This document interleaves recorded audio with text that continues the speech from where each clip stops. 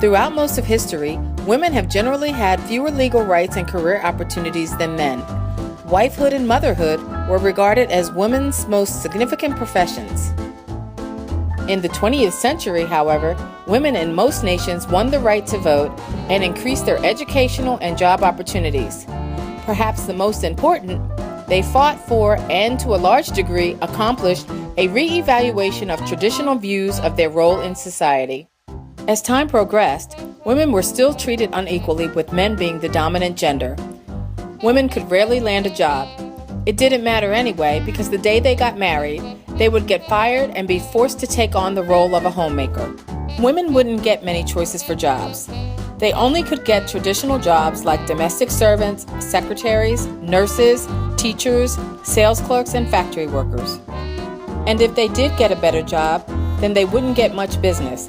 No man would put his business affairs in the hands of a female lawyer, nor would they go to a lady doctor despite the conditions they were in. Despite getting the vote in 1929, women were still not treated as equals in the 50s and early 60s. There were improvements from back in the 1920s, but not as great as possible. In May of 1955, Housekeeping Monthly published an article titled The Good Wife's Guide.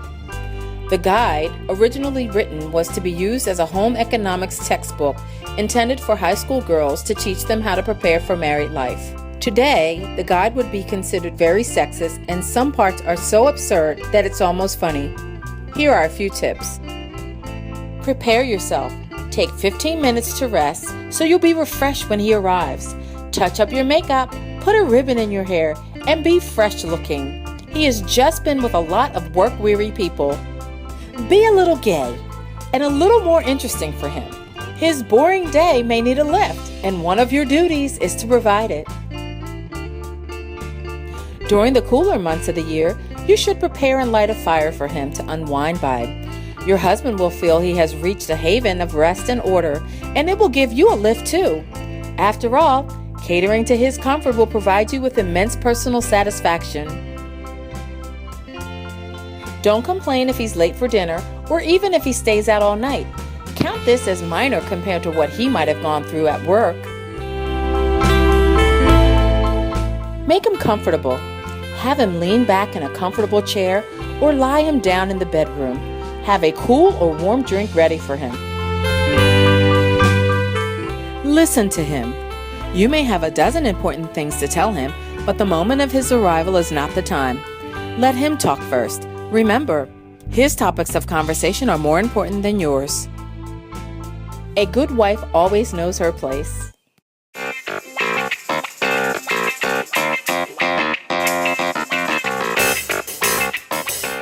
Sexism towards women in advertising has always been an issue in the history of American society. Women have always been expected to fill specific gender roles as the cleaning, cooking, or childbearing sex machine. A picture paints 1,000 words, as the cliche goes.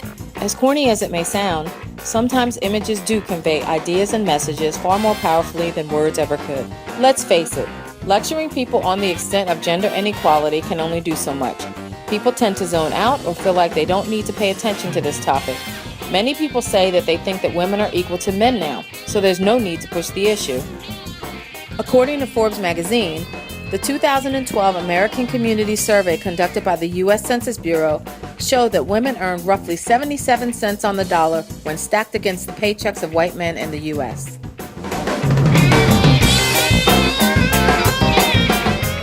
The road to equality between the sexes has been a long and bumpy one, with many obstacles and turns throughout its course. Just in the past 50 years, a profound number of changes have taken place, and this has led many men and women alike to mistakenly believe that discrimination against women is something in our collective past. Unfortunately, this is not the case.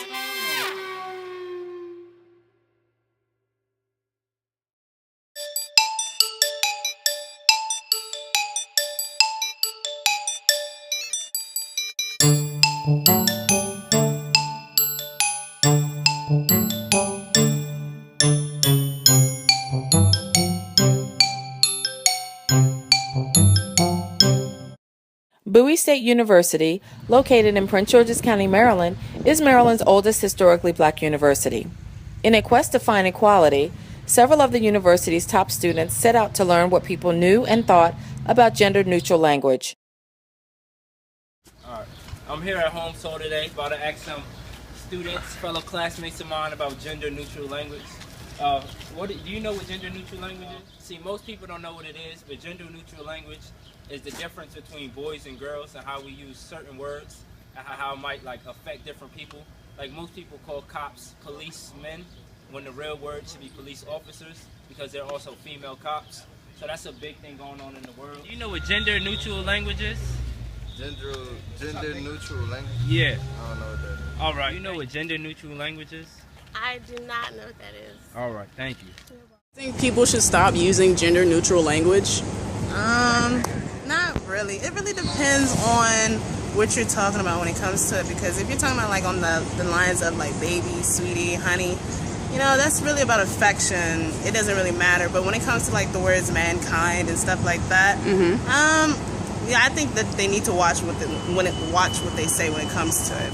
I think people should go back and change words in the Bible where it says him or he, but they mean women too. No, because in my opinion, I don't think it's going to make a difference. I knew what the Bible was talking about when Jesus said fishers of men. And I understand that there were people there, like there were women and stuff there when he was preaching to them. But at the same time, it was just a general statement. I don't think it's that big of a deal. And I don't think it would really make a difference if they went back and changed it. So you don't think they should go back and change other historical documents like the Declaration of Independence? Who's really going to benefit from that if they go back and change it? So you don't think there's any benefit to changing it? I don't. Like it wouldn't be a step towards progress or equality for all genders if they did that? No, I don't believe so, because I mean at this point, if we've already went through the women's rights once, and if there's still skepticism as far as men are still the dominant race in the world, then I believe that those who really want to make a change will make a change for it. But I feel like most of us are aware, but we really aren't going to say anything about it.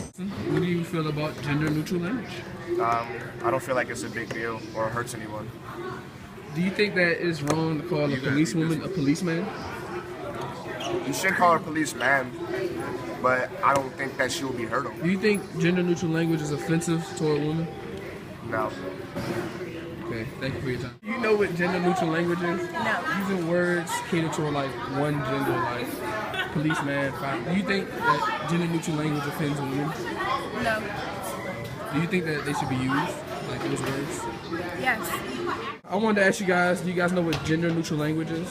Yes. Can you guys tell me what you guys know about gender-neutral language? I believe it's when one person talks to a gender in a certain way. About correct?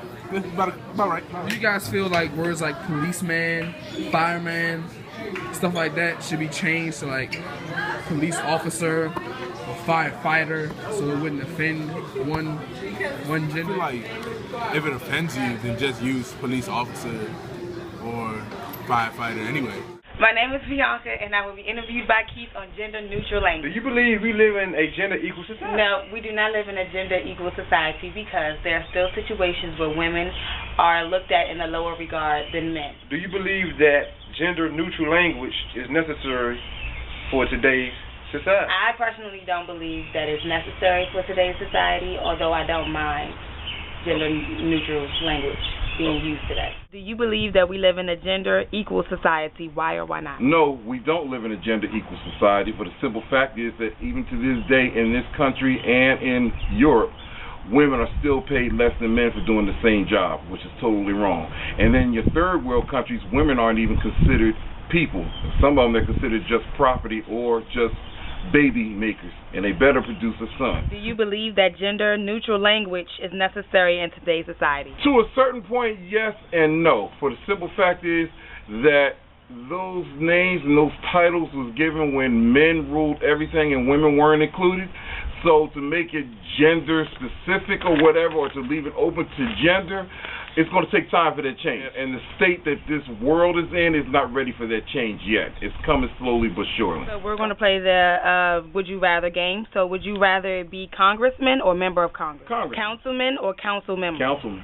Do you believe we live in a genderly equal society? Why or why not? No, I do not. This is a male-driven society.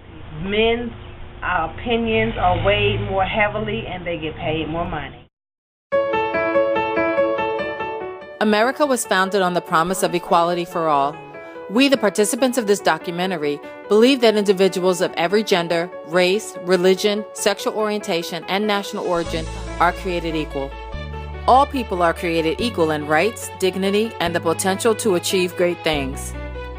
True opportunity requires that we all have equal access to the benefits, burdens, and responsibilities of our society, regardless of our race, gender, class, religion, sexual orientation, disability, or other aspects of what we look like or where we come from.